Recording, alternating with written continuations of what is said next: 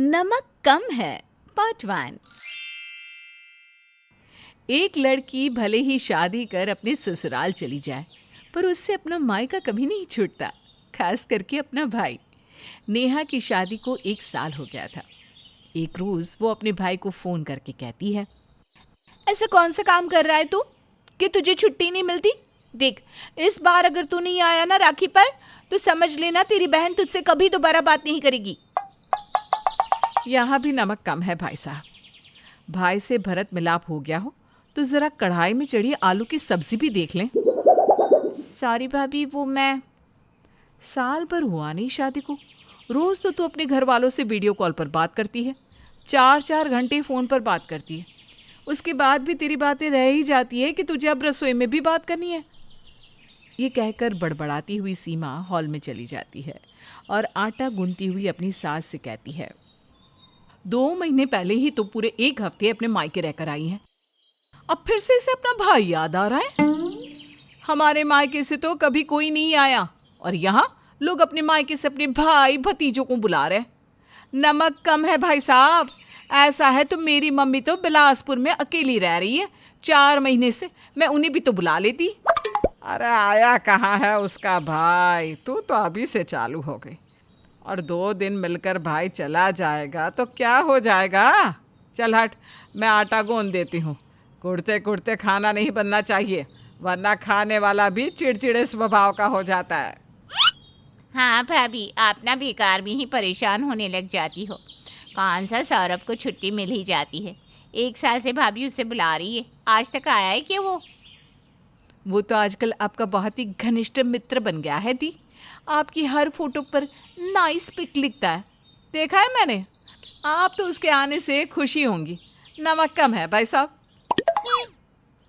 कहीं ये नंदिनी दी सौरभ के झांसे में आ गई तो ननद भाभी एक हो जाएंगी और सब मिलकर मुझे ही अलग कर देंगी। सौरभ को तो इस घर में आने ही नहीं दूंगी मैं। बेचारी सीमा मन ही मन ये कह रही होती है कि दरवाजे से दीदी दीदी कहता हुआ सौरभ सीधा अंदर आ जाता है। अपने भाई की आवाज़ सुनकर रसोई से भागती हुई नेहा सौरभ के गले लग जाती है। सौरभ को देखकर नंदिनी शर्मा जाती है।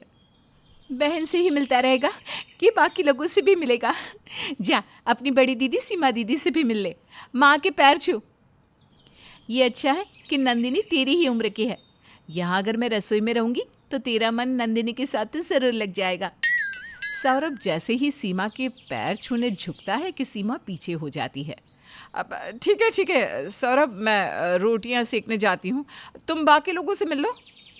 बेचारी सीमा जो पहले ही अपनी देवरानी को इस घर से बाहर देखना चाहती थी, अब तो उसके परिवार वाले भी इस घर में आ रहे हैं और उन्हें आता देख उसे अपने हाथ से सत्ता जाती हुई दिख रही थी।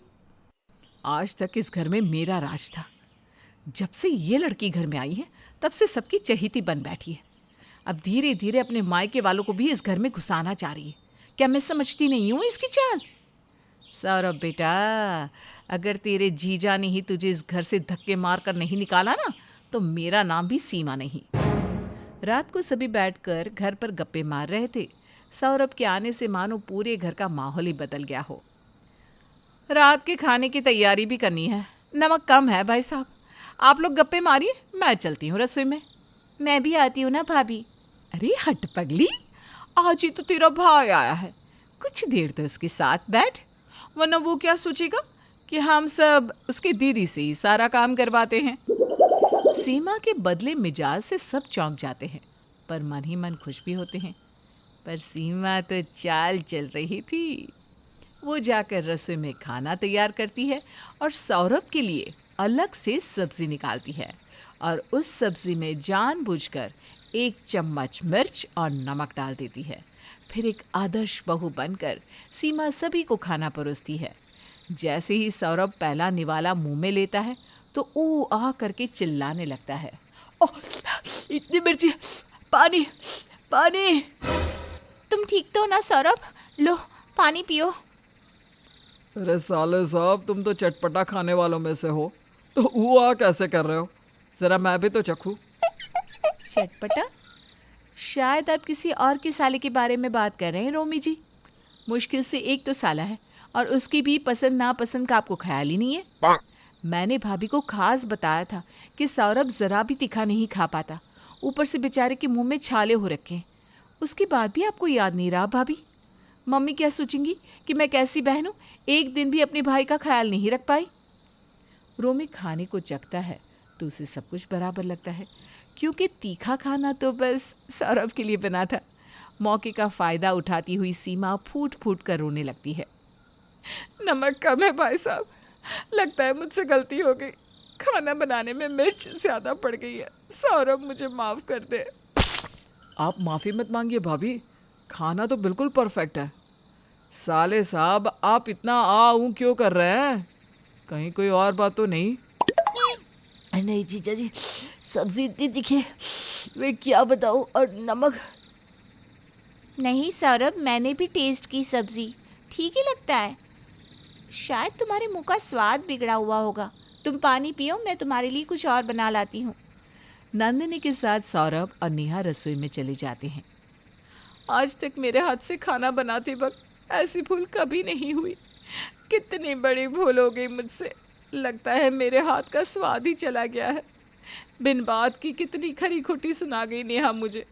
आज तक जब मैं भारी गर्मी में खाना बनाती थी तो किसी ने दो अच्छे बोल नहीं कहे, और आज एक गलती पर नमक कम है भाई साहब।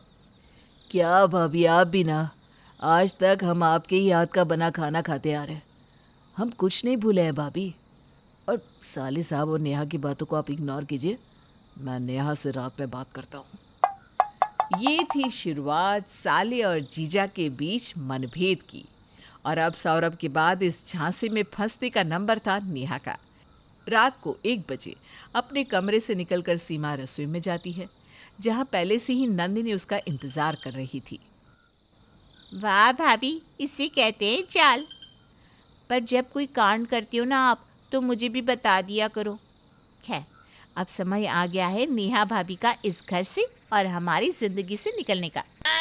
कॉलेज में मेरी फर्स्ट प्लेस लेने वाली नेहा ने क्या सोचा कि मेरी भाभी बनने के बाद वो मेरे घर में भी फर्स्ट प्लेस ले लेगी? नो वे। कहते हैं ना, जो दिखता है वो होता नहीं, और जो होता है वो कहाँ दिखता है। सौरभ की सबसे करीबी दोस्त दिख रही नंदिनी असल में इस सारे षड्यंत्र में शामिल थी, और ये सब भी उसके प्लान का ही हिस्सा था। अब ये ननद भाभी की जोड़ी मिलकर आगे क्या चाल चलती है, इसके लिए हमें अगले भाग का इंतज़ार करना होगा। तब तक के लिए सोचते रहिए कि आगे क्या क्या होने वाला है।